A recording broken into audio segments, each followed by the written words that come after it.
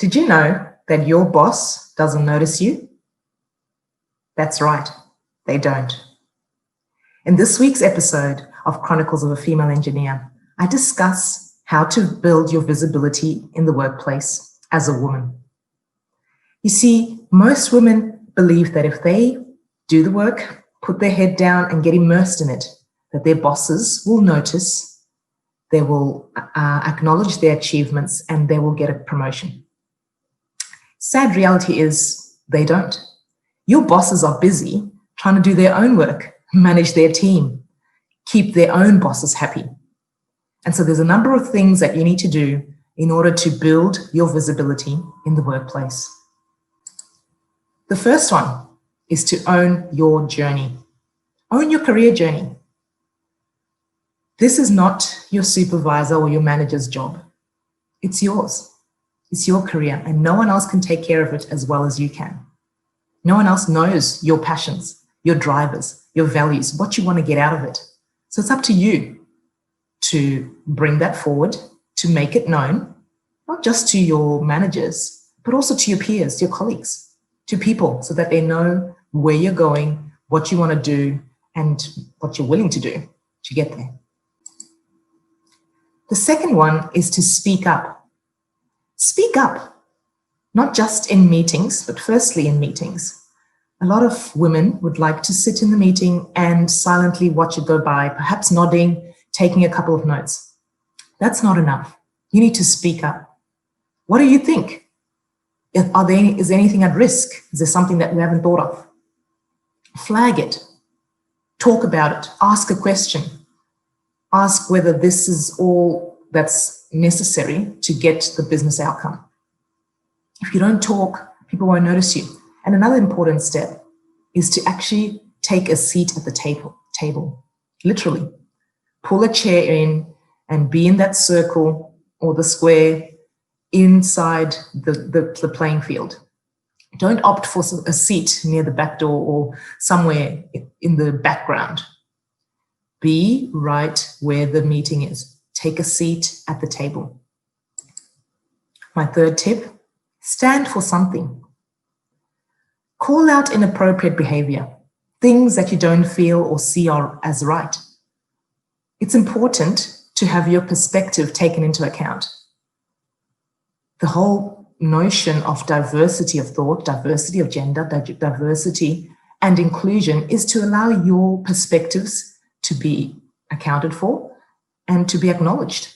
And if that means calling out things that are inappropriate that people may not have noticed before, it's up to you. Stand up for what you believe in and call things out that are not appropriate. It takes courage to call things out. It's easier to walk past and to just fob it off and hope that someone else will take care of it. But it's important that we stop the cycle. Stop the cycle. A lot of it could be unconscious, but make people aware of it. My fourth tip, watch your language, your body language and your verbal language. You know, research shows us that 93% of your message is consumed by your non-verbal cues.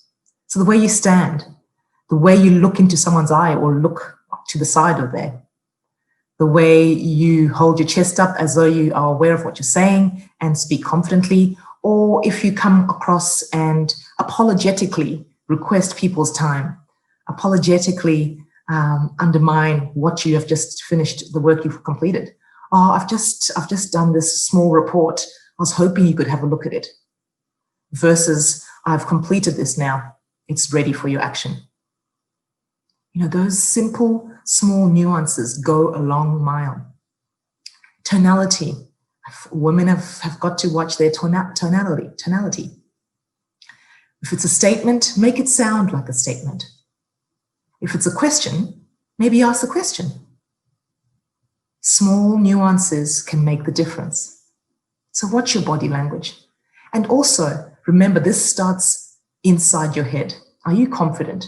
Do you feel confident? Or do you feel not so sure? Because the person who's receiving your communication will take exactly what you're giving off. So whether that be confidence or doubt, they will take it.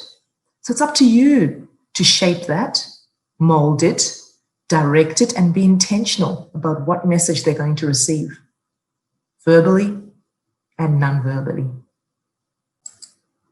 The fifth tip is around seeding. Now, seeding is a term that I've coined, breadcrumbing. It's really around being able to drop in small nuggets around what you have been up to. What have you been working on? What have you achieved? An example could be if you've been working on a project and you've managed to secure a contractor or secure a supplier and managed to negotiate their prices down by 20% of their asking price. This is gold. So make it be known. Instead of just your usual coffee side chat. Hi, how's your day going? Oh, pretty flat out. You know, it's probably going to be a lot to go through this week. Discard that basic jargon and actually input your information around what you've been working on. Actually, it's been a challenging few days, but I'm actually surprised. I'm actually, excited that I have negotiated our supplier. They've come in at 20% less than they were asking for, and this means our budget, our project is still on target and under budget. Fantastic. How about you? Immediately, this puts into that person's mind that, well, you were able to negotiate with the supplier, you were able to drop the forecasted cost, and you're able to keep the project within budget. This is strong. A lot of us look for the opportunity, the project of a lifetime, the big goalpost that will move the mountain. But in fact, it's these small daily occurrences that will move the dial, shift the dial. And in fact, people will talk about this at the cooling station, at the water station. They'll talk about it during lunch. When someone else is struggling with negotiations with the supplier, they might say, hey, actually, I know Brenda may have done that at one point in time. She mentioned that she had negotiated a few suppliers down by 20%. Have you spoken to her? And automatically, your reputation capital starts to be built, starts to compound, and your work is doing the work for you, right? So it's important that you drop nuggets about what you've been doing in the workplace. I have one more tip that's going to cinch all of this in together. But if you want to get your visibility in the workplace growing even faster, I've got a guide for you below in the comments. So feel free to click on that free link. The last one is to get a sponsor. If you've done the top 5 activities consistently, effectively, you will have started to build your reputation capital or your know-how, your visibility in the workplace, such that people at an influential level are able to now vouch for you. Sponsors talk about you rather than to you. They will be the ones that can switch and influence the trajectory of your career. So how do you get one? And what do you do? Well, there needs to be something in it for the sponsor. There needs to be something in it. And so that something is you. You and your vision, you and your goals, your career plan. Ask them, ask for a virtual coffee. What 3 things would you need to see from me for you to apply your sponsorship, for you to sponsor me effectively? And then you can sort of provide a pitch of where you're going and why you want their support. This can be a win-win relationship. You get to be motivated and inspired to continue to work for your career goals, and they can be seen to be proactively championing talent in the organization. They can be get the satisfaction of building someone's career and helping them in their career goals and career journey. And your visibility is 10x'd. Isn't that wonderful? I hope you've enjoyed this episode of Chronicles of a Female Engineer. Do get in touch or ask any questions that you need anytime. Thanks.